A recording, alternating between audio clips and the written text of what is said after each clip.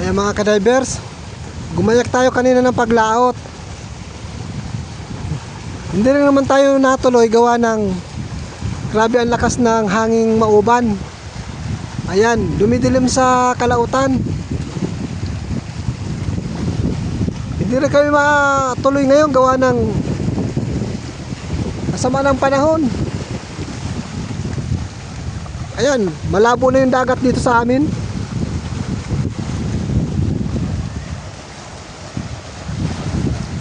Grabe ang dilim mo.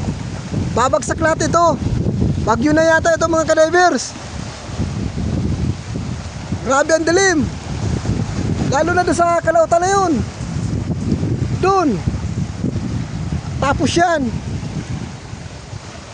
Mahirap nang tumuloy. Kanina kalmada. Mga alas 12 kalmada, pagdating ng alas 2, nag-uumpisa na. Hindi ko alam kung bagyo na ito sa amin. Grabing lakas.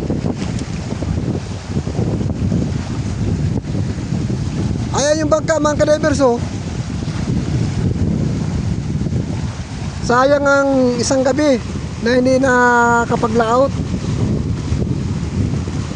Nakabili pa naman kami ng yelo at kumpleto na kami sa gagamitin.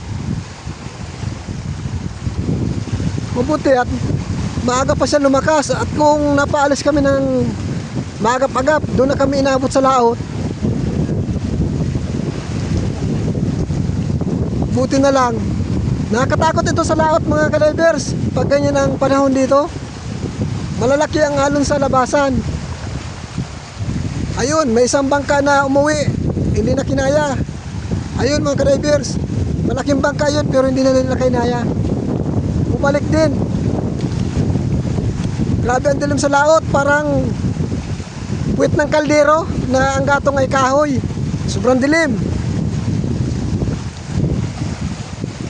Grabe ang lakas ng hangin oh. Pati itong ating punong aratiles, grabe ang sayaw.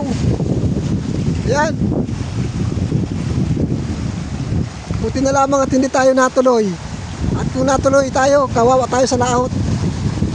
Siguradong babalikin tayo nito.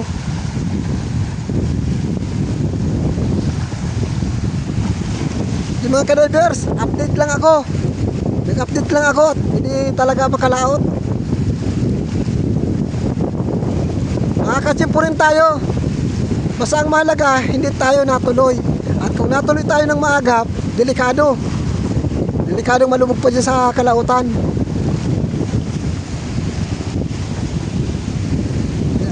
Nakagayak na ako mga ka-divers. Ito na yung suot ko. Ayan. Nakagayak na kami. Dadaanan ko na lang sana yung mga kasamahan ko dyan sa unahan. Kasi pag ganito ay atras talaga. Mahirap. Ayun. Wala na. Para magyuhan na.